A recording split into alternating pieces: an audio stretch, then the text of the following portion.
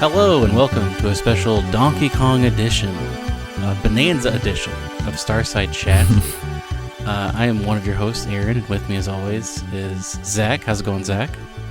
Good. Yeah, it is a bonanza, an absolute bonanza of an episode that we have this week. It's true. We're both playing it. We're going to talk about our initial impressions. I've played about probably 4 to 5 hours, I think. How long have you? What's your playtime at? Do you think? It's actually probably pretty similar. I thought maybe you would be further than me, but we might be pretty close. I guess it depends on how you used that 4 or 5 hours. Yeah, that's true. There's a lot of videos online now of people like not even leaving the starting location and just like completely demolishing everything. And like not interacting with the story at all. So we'll see. But before we get to DK, we have some news to go over. Yeah, so you sent this to me because I was not following this, but apparently Microsoft has closed the initiative, the studio that was making the Perfect Dark sort of reboot. And so I guess that is not going to happen now. A bummer, because we got that gameplay footage, or I mean, who knows how pre-rendered it was, but that little overview 2 years ago or 3 years ago. I don't know how long. I forget how long ago it was. I feel like it was recent. Yeah. But it was giving me like kind of DSX vibes, which it would be awesome to have another DSX, but who knows if that's ever going to happen. So it's a bummer. I know. Well, it seemed like it was pretty far along. I guess it's hard to tell based on what they showed. Like you said, it might have been like pre-rendered stuff or just like some sort of weird vertical slice that was like not anywhere near completion. And we had first heard about it back, I think, when there were still E3s. Like I think like the last E3 or the second to last E3 was where we got the initial announcement trailer, where it was one of those trailers where you weren't sure what it was until the very end. They were like talking about like a weather machine or something, and at the very end someone was like, "This is what you have to do, Joanna Dark," and everyone was like, "Oh my god, it's Perfect Dark." Mm-hmm. But so it's been a couple of years in development, but I guess it's just never coming out now. I guess so. Yeah. This, along with like the next piece of news that we have in here about how Phil Spencer is like going to retire relatively soon, and Sarah Bond after the next console launch taking over. This is it's been like a lot of layoffs at Microsoft, and I think a lot of people this like really sparked a lot of discussion about Game Pass and whether they're being honest about how profitable it actually is. Especially given that you have like PlayStation executives coming out and being like, we can't do something similar because it would not work. Like we've tried to crunch the numbers and it's not going to work. And Microsoft has just like kept, I don't know, claiming that it was all well and good and nothing to worry about. But here we are, many layoffs later, and it seems like, I don't know, maybe it's not as profitable as they have claimed. So I don't know. It would be crazy if they came out at some point and were like, Game Pass is not happening anymore. It seems like they've backed themselves into a corner, because that seems crazy to think about. Yeah, it would be like Netflix going, sorry, we need to stop this because it's not actually working. Which I guess even that seems less crazy to me than Xbox going, well, Game Pass was a failure, I guess we're not going to do it anymore. Because it also feels like the only thing keeping Xbox afloat at the same time. Yeah, that's true. Because like if you just go off of hardware, it's not as big a brand as PlayStation or Nintendo worldwide. And like I know in Japan it like did not catch on the way they were hoping it would.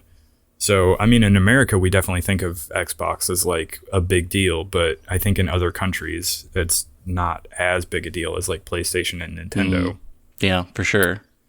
So, yeah, I mean, hardware-wise, it's definitely not going to compete with the other two, like the big two that they're up against. So, yeah, kind of a bummer, but It almost doesn't surprise me. I think people have been like sort of ringing that alarm bell about Game Pass and whether or not it was actually profitable for a long time. And indicators seem to be that maybe not. So I guess we'll see. We'll see with the next console launch, I guess, because that's probably coming in 27 or 28 is what I have heard. So he'll be around for a few more years. Yeah. I wonder if they like try to scale it down and turn it more into like a streaming service, but they have like a more limited number of games available at a time or something like that. I don't know. Yeah. It's hard to say, but it's hard to imagine them being like, well, you remember that era when like every first party Xbox game was like a day one Game Pass release and people could just download it and play it for like a subscription fee. But I mean, I don't know about you, but I will like sub for a month to play like something that just came out and then unsub right after that. Yeah, So, I subbed for Doom Dark Ages, the Dark Ages. And then I unsubbed earlier this month because I knew I was going to start playing Donkey Kong. I made it about, I would say, halfway through that, but I did not complete it. yeah, that was the other thing is like I subbed to play Oblivion Remastered and Doom the Dark Ages and Expedition 33, and I didn't finish any of those games before I unsubbed again. Yeah. So yeah, I don't know. Even when they've got like kind of a banger lineup like that to keep you invested, I'm still like, I don't know. I only have so much time. And, It's true. and right now I'm doing things that are not playing Xbox games. So Let's talk about this Nintendo news. yeah, so they announced the actors that are going to play Link and Zelda in the upcoming live-action Legend of Zelda movie. And I have no idea who they are, but I look at them and I'm like, sure, I can see it. It's interesting. I guess it makes sense because they're unknowns, but I was sure they were going to do another one of those directs where they were like, hey, Chris Son This is going to play. he's so cool. But they did not do that. It was just a little Twitter post by Miyamoto. It was like him being like, hey, Miyamoto here. These are the two people where you're having to play them, and I think it's going to be great. And they're both young. It's still wild to me that this is not an animated movie. I feel like it should have been animated, but if it had been animated, I feel like they would have done like more crazy casting. But because That's it's a good live point, action, yeah. they probably went with unknowns. surely there will be some famous people in this. You have to assume. Yeah, I'm sure there will be at least like a couple big names in there as like smaller characters that you could identify. Like we don't know who is going to play Ganondorf, so that could Or be if like Ganondorf's even going to be in it. yeah, I guess that's true. Shadow Ganon. Yeah. I really have no idea what to expect from this movie. Like, so they're both young. So it's going to be, and also it seems like there's only one person playing Link. So it's not like they're going to do an Ocarina of Time thing where they do a time jump, I assume. But there's so many interesting, I mean, the director has said he wants to make this a live action Studio Ghibli film, which is cool.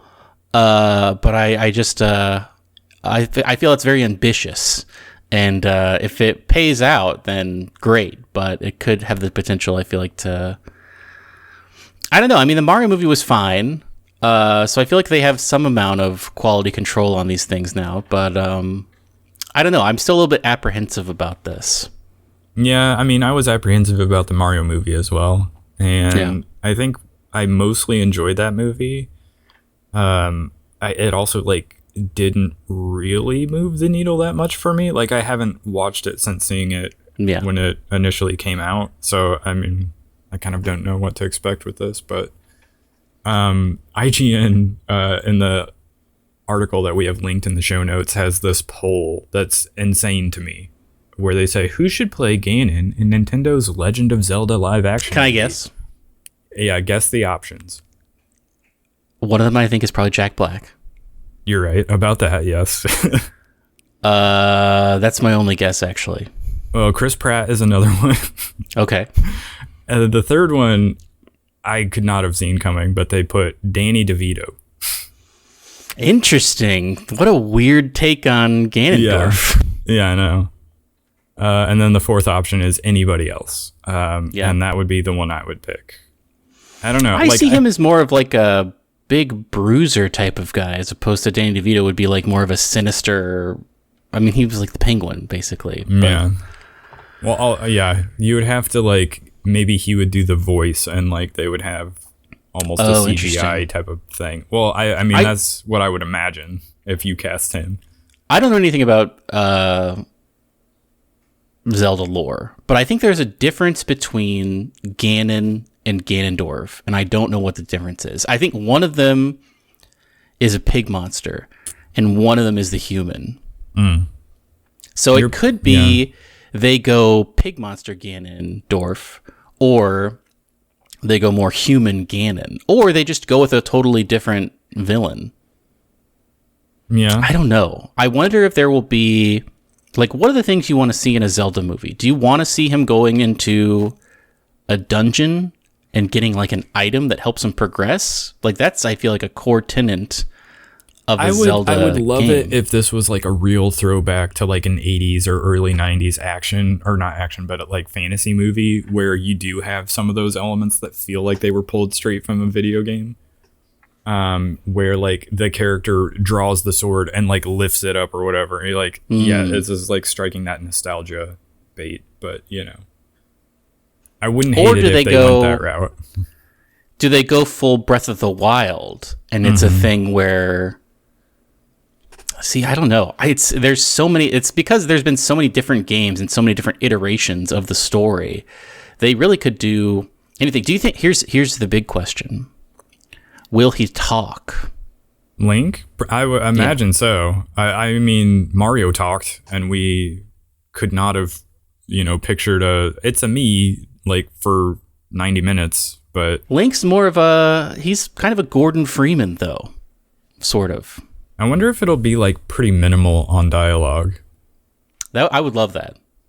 I would love that too, but I have no idea what to expect. Like you said, I mean, they could try to really like go into like the more popular like recent releases of like Breath of the Wild, Tears of the Kingdom, and try to do something like that. Or I mean, they could try to adapt to like one of the earlier games. I have no idea what they're going to do. Minish Cap would be interesting to watch because that has like some good twists and turns in it. And also he would have a talking bird hat, which would be cool to see. I a little bit suspect they're going to do their own thing that's sort of like its own self-contained Zelda story that is not an adaptation of any of the games, because that's what they did with Mario. I want to see their version of a Goron. Yeah. I'm excited to see that. Yeah. I mean, I'm interested. I'll watch it. But the first trailer we get is going to end with one of those big, what are they called? The big Cyclops monsters. Oh, yeah. What are the... Man, it's been so long since I played Hinox. Tears of the Kingdom. Yeah, Hinox. Yeah. Did you watch this Ghost of Yotei gameplay overview? 18 minutes, say to play. I did not. I watched some reactions to it, but I did not watch the actual thing. It looks pretty good, I have to say. I'm still bummed that they moved on from Jin Sakai. Like, I felt like his story had more to tell, and they ended in a spot where it would have been interesting to see where it went after that. And now suddenly we're jumping however many years, and we have a new protagonist. Did you see the new director modes they have? No. Are these like the ones they had in the previous game where it was like Kurosawa mode and it was all black and white? They have Kurosawa mode, that's returning.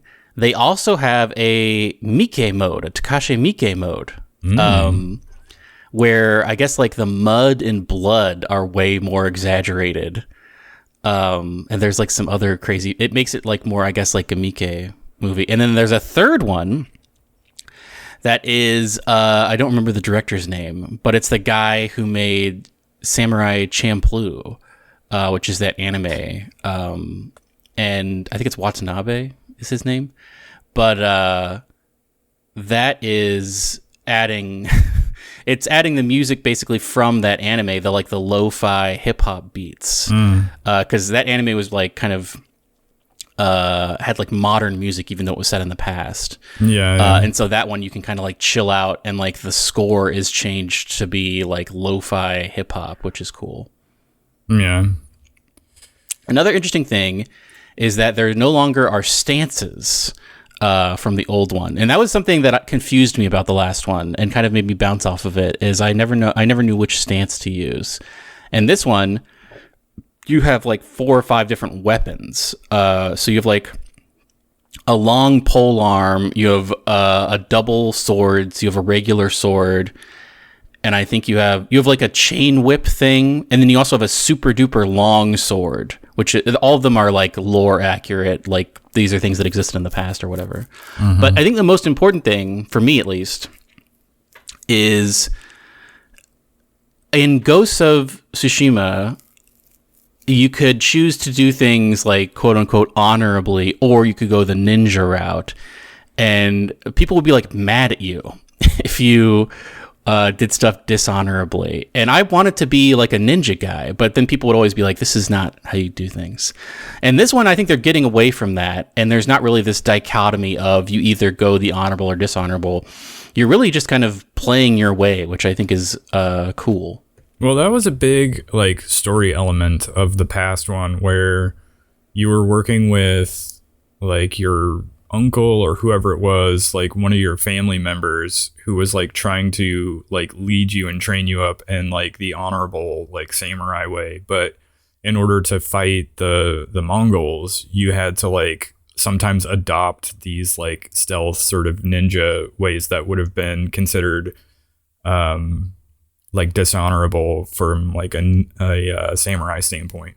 And so it becomes this like big sort of story conflict between you and your uncle dealing with all of that, and how like the types of fighting, like basically becoming the ghost sort of makes you less honorable in his eyes. And it's this big like story thing. So the weird thing about it was, I don't know if that actually worked very well in the first one, because I did try to be like, I was like, okay, I'm gonna play the samurai route and I'm gonna be honorable and like get along with my uncle. And then like these big story beats would happen where you were basically forced into like the stealth mode, the sort of ghost thing. And then it was like, he would be all mad at you. He's like, well, but I was trying to do the right thing. So yeah, I don't know how well they made that work in the first game. So maybe it is better that they ditch it for this one. We'll see. It looks like a very beautiful. I mean, the first one was very beautiful, and this one is keeping up with it. I'm excited for this. I think I will. I forget when this comes out, but I think I'm definitely going to check it out. I don't know. Like, people don't like the sort of actress they got to play the face of this character, because she's like, I don't know, this kind of insane like progressive activist person on social media who said a lot of like really unsavory things, and it has made people not happy that they picked her to play this character. Supposedly they considered, I don't know if she's in the game, but they considered Karen Fukuhara, who played what's her name in The Boys, and she was also in that Suicide Squad movie, and they could have picked her, and maybe she's still like playing a different character, but I guess they didn't pick her for this, and so people were like, yeah, we would have preferred to play as her, but whatever. It's interesting that you bring up The Boys. Oh, Zach. Yeah? Because did you watch the trailer for Mortal Kombat 2? I did not, but I see that it is out.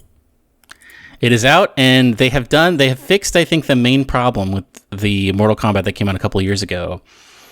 Famously, I think we talked about it on the podcast, but that first Mortal Kombat that came out 2 years ago or 3 years ago, the main character in it they had so many people they could have picked from in the Mortal Kombat roster, but they chose to create their very own OC.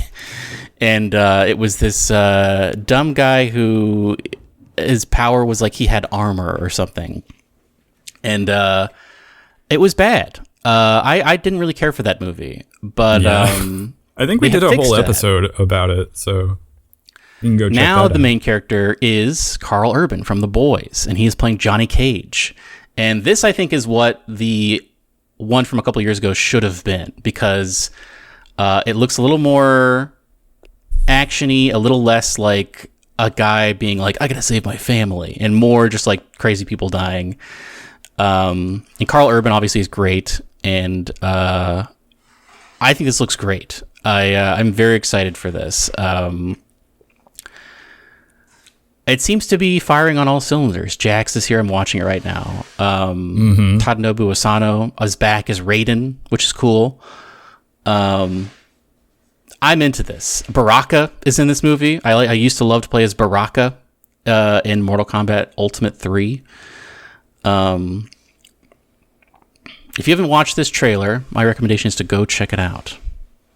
I do not know the lore of Mortal Kombat very well at all, so I could watch this movie and not know if they did like crazy, weird, lore-breaking things that would anger people or not, but it does look very cool, and I do like Carl Urban, so I'm into the casting of that. So I still maintain, I've been YouTube recommendations, probably because I watched this trailer, have been recommending clips from the original Mortal Kombat movie and also Mortal Kombat Annihilation to me that I've just been watching. And I still maintain that both of them are great, even though I know Mortal Kombat Annihilation is objectively pretty awful. But a great double feature to check out. Both of them I think are very solid, even though, like I said, the second one is... there's a wild quality drop from Mortal Kombat to Mortal Kombat Annihilation. I should watch those. I don't think I've ever actually seen them, but people talk about them. The first one is a good 90s movie, and the second one is a 90s movie. A 90s movie. I will add them to the watch list. But speaking of things we're going to have to get to at some point, Cyberpunk 2077 released a features overview for their latest update. They added I believe 3 cars and 1 motorcycle, and there are like interesting quests with lore in them to acquire each of these.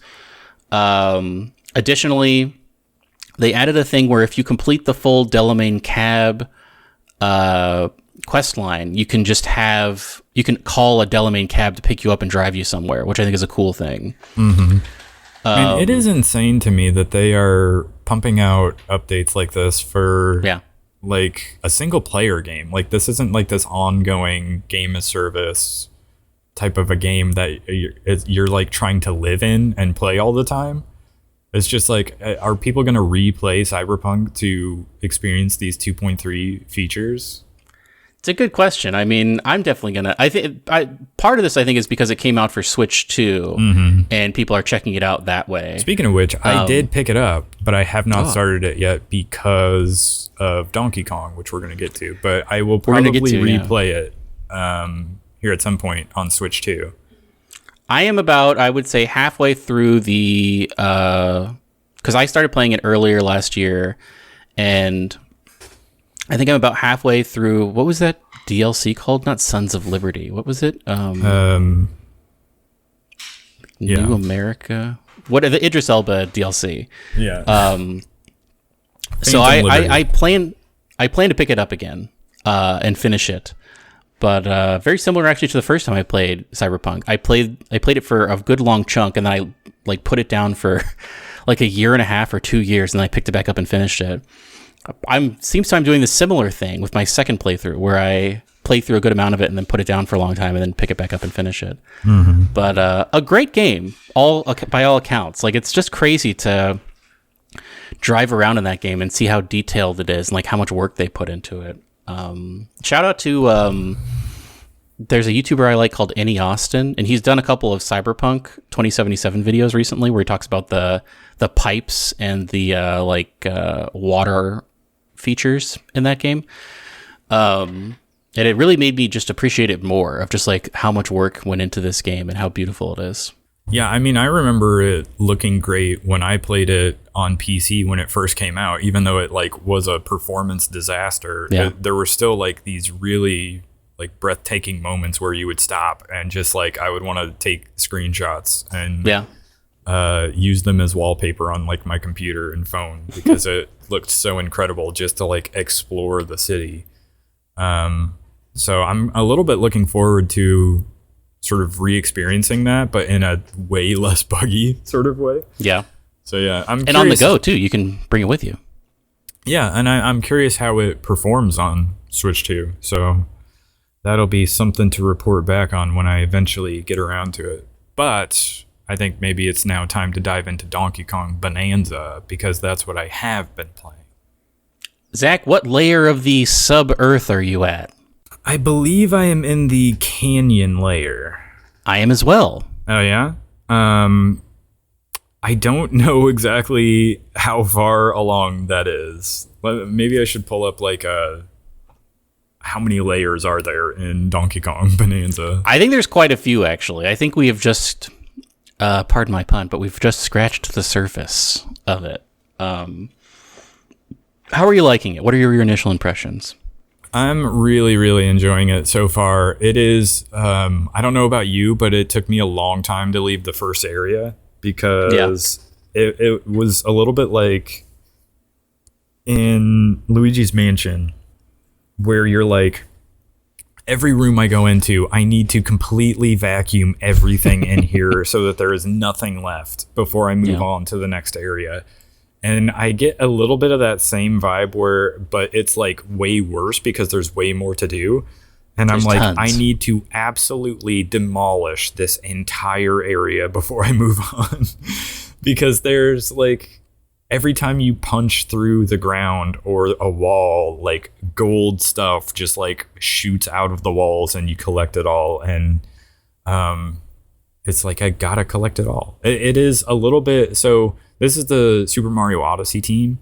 And you can kind of tell like similarly, but bigger are the sort of layers, the areas you're in are these big explorable spaces where you find little challenges to complete and you find, I don't know, just little things to do everywhere you go. And it's very addicting to try to not only check all of those boxes off before you leave, but because it also has this other element on top with the destructible environments, it's like Red Faction Guerrilla all over again, where you want to destroy everything. So yeah, it's basically Super Mario Odyssey meets Red Faction Guerrilla. How did you find the controls to be? Because I for a while was swapping it so that my jump was the bottom button, was B. But then I switched it back to what they intended. Because, I mean, on paper it makes sense. Yeah. The top one punches up, the left one punches straight, and the bottom one punches down, and then the right one jumps. But for some reason I just couldn't wrap my head around not using the bottom one as the jump button. So I played like the first zone that way, and then I switched it back to the default. And I think the default is the correct way to play. Yeah, it was a little bit weird to me at first, but I stuck with it because I was like, oh, okay, I see what they're doing here. This makes sense to me. Like the top face button punches upward, the bottom one punches downward, and the left one punches straight in front of you. Yeah. And so I just sort of made that adjustment in my brain that jump was going to be tied to the right hand face button. So yeah, I think it does control well. And also I'm very curious to see how like people, you know how in Mario Odyssey, people like got really good at like throwing the cap and jumping off of it and like rolling and doing all these crazy jumps. I think to a degree you can do a similar thing in this game because when you jump, you can also hit, I believe it's like one of the left shoulder buttons, and he'll do a roll forward. But you can also like at any point, if you have some like destructible environment near you, you can press the right shoulder button and grab like a piece of rock basically, and then you can use that. You can either swing it and break apart other rocks, you can throw it at an enemy, or you can use it like a little surfboard basically and surf around, and you can hit, I believe it's Y, to make yourself go faster while you're on it. And so if you like string all those little different movement mechanics together, I feel like you can pick up some decent speed and get around the area pretty quickly. So I'm curious to see how people who are much better at it than me end up using that to get around. Yeah, the sequence breaks in this game when they run it at AGQ are going to be crazy, because I've already seen people, the like first roadblock you get to in the lagoon layer is you need to destroy all 4 of the, or I think you actually only need to destroy 2 of the like concrete things that are stopping the water, and then it raises a bridge, and then you can go and get your first Bananza. But I've already seen multiple videos where people are either making bridges or doing crazy jumps to just completely circumvent having to do that. So I would assume that the speedruns for this are going to be crazy. Yeah, I bet they will.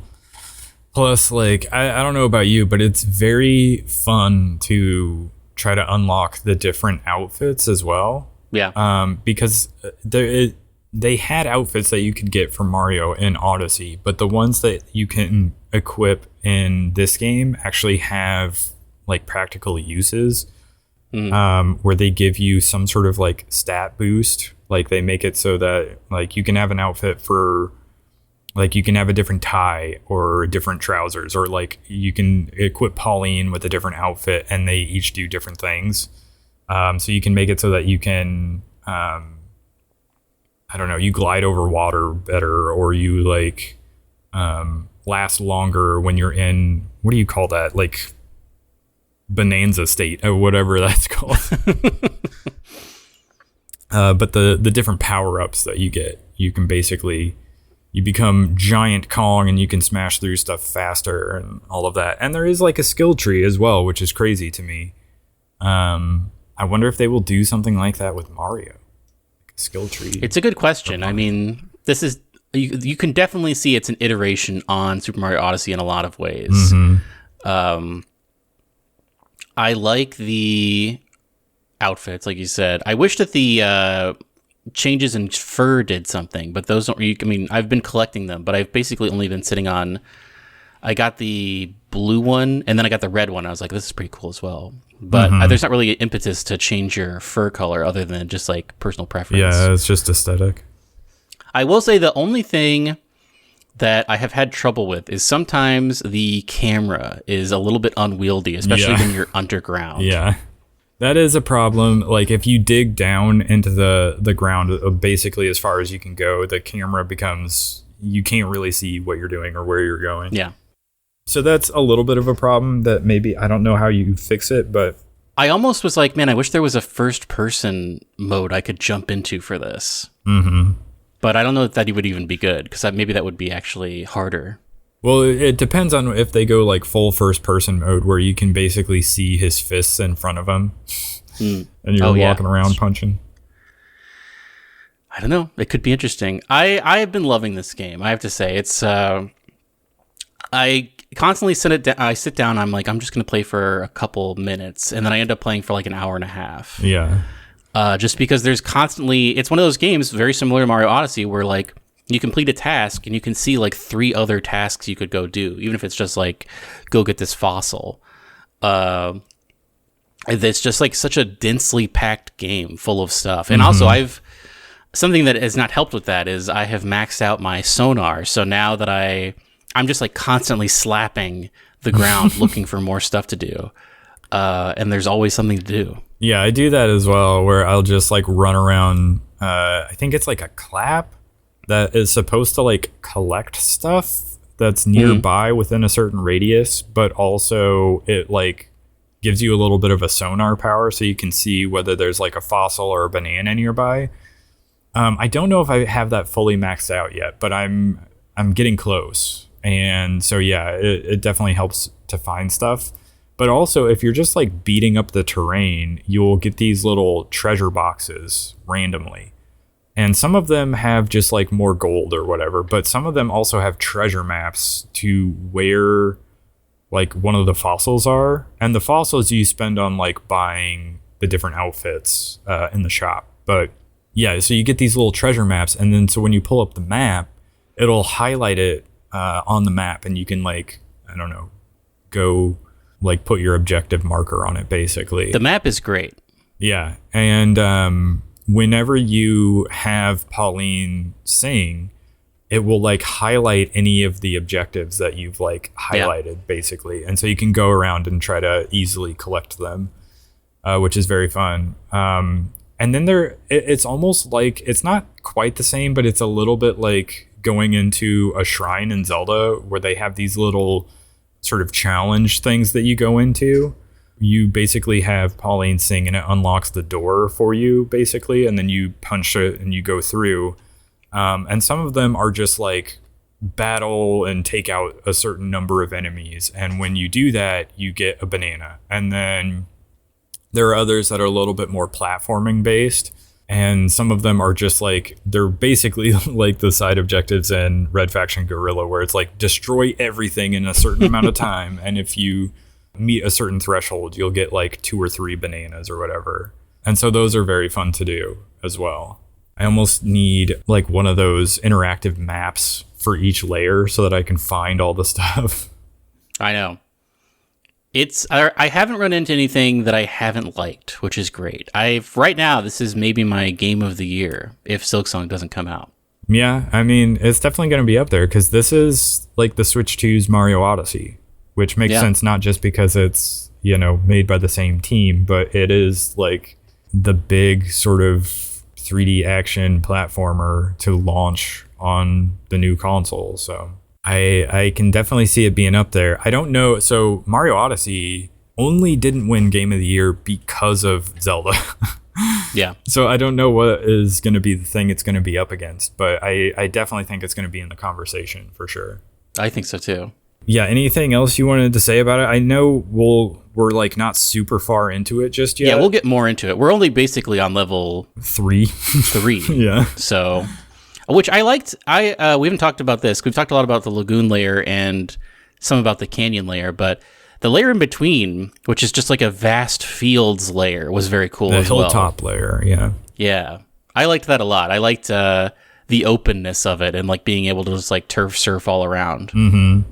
Yeah. And I like that you basically buy these little like resting spots all over the place. And when you rest, you get like additional hearts. So it makes it so that I feel like I don't need to put all my points into like survivability. I can start spending them on other stuff instead, like the sonar. I have not upgraded my health at all. Yeah, you don't really need to because you can rest at any of those spots and just get additional hearts. So also it's not like a super difficult like combat style game. So it's not like you're worried about dying that much.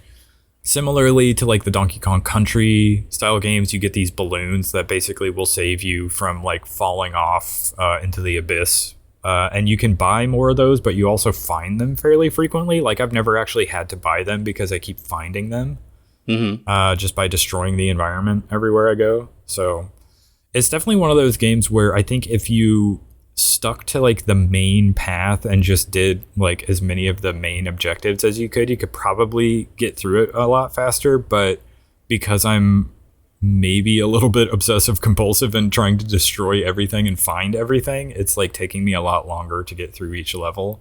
But also that's like part of the fun. So I'm loving it so far. They made a good one. Yeah.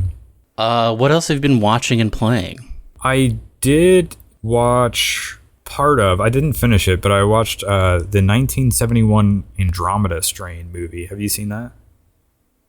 I have seen the cover of that. I feel like that's a movie I always used to see at Blockbuster, not to date myself. The production design is like very reminiscent of like 2001: A Space Odyssey, but it's basically like there's this town that I guess gets infected by some weird plague and the scientists are like at this crazy facility trying to discover like what it is and how it's killing people and what's going on and how do they stop it. I don't know if I'm far enough into it to know for sure, but I think I know from what I've read that it's like an alien thing. But it's like a contagion basically that they're trying to figure out. So yeah, interesting. Pretty interesting. What about you? I watched a series from, I think, 2019 or 2018. It's a BBC series called Bodyguard. Have you heard of this show? I think I've heard of it, but I have not seen it.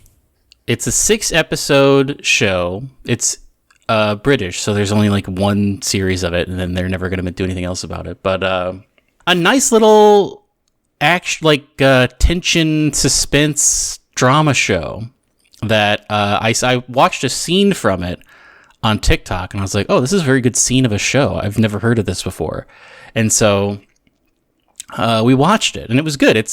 I have never heard of the main guy before, but I guess he's also in the Marvel movie The Eternals, which I had seen, but I did not remember him at all because he has like an American accent in that movie.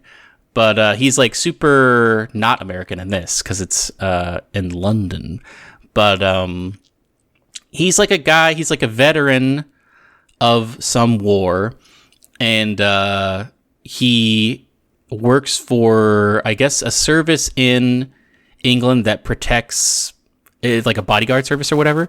And the first episode is a really good, like the first sequence is this very long sequence where he's on a train and he realizes there's going to be a terrorist attack, and he kind of like stops the terrorist attack from happening. And that's the scene I saw online.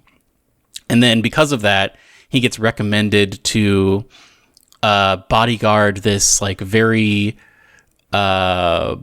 divisive political figure in Parliament, this woman. But then there's like some sort of conspiracy going on. It's very cool, actually. It was kind of giving me like, if you've watched the show Slow Horses, it's kind of giving me Slow Horses vibes. But very easy to watch. It was like I watched 3 episodes one night and then 3 episodes the next night, and I was done. And it was like a nice little package. I have been, I sort of watched something else. This maybe been a couple of weeks ago, but I was hanging out with family and we started watching this show on Netflix called Criminal. You know this? I haven't heard that show. It's no. Criminal UK, but basically it's weird because the entire thing is like set inside this like room where detectives come and like question suspects in different crimes, and it's not like super flashy editing. It's literally them just in a room talking, but it's like so captivating listening, and like they sort of dole out the story bit by bit through these conversations, but like the actors that they have in it are like these big name actors, like who's the guy from Doctor Who? David Tennant? Yeah, David Tennant. So he is in one of the episodes as one of the people being questioned, and Kit Harington, who was in Game of Thrones, is one of the people, and Haley Atwell was in one of them. So like they have these like big name stars that are like playing the people being questioned, and you like get the story of like what happened and whether or not they're guilty or like what is going on, and you have all the different like detectives who are like working the case or whatever, and there's stuff going on with them as well. But it's like a cat and mouse situation, but all set in one room where you're just like listening to the story unfold, and it's like super well done somehow. Like you wouldn't think just hearing, oh, these people sit in a room and talk like would be interesting, but somehow like I don't know, you can't look away. So it's I do recommend that so far. I've only seen Criminal UK. Criminal UK. Yeah, it's on Netflix. I've only seen a few episodes of it, but it's very good. Yeah. And one of the detectives, I don't know who the actor is, but he looks like a young Gary Oldman. Oh. Which is crazy. That's not a thing. That's like they're not trying to do that on purpose. It just is how it looks. Oh, I also watched Superman. Oh, did you? How was it? I liked it. Actually, I did it the perfect way because I took Friday off to play Donkey Kong.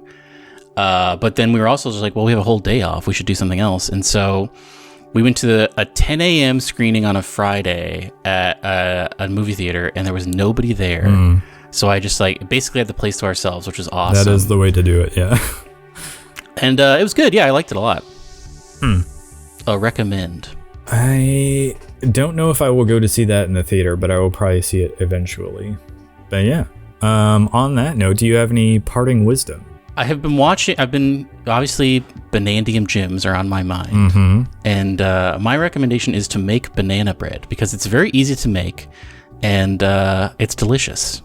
Actually, speaking of bananas, I have reverted to my old ways when it comes to coffee. And just to save money, I've started buying like flavored coffees at the grocery store, as opposed to like the nice expensive coffee that I normally get and like grind it myself and everything. I'm being cheap, but frugal. And I am just picking up flavored coffees at the grocery store and throwing it in the old coffee machine. And I picked up on clearance from Target. They had this banana split coffee. And it is very sweet, but it does actually taste like banana split. And it's actually pretty good.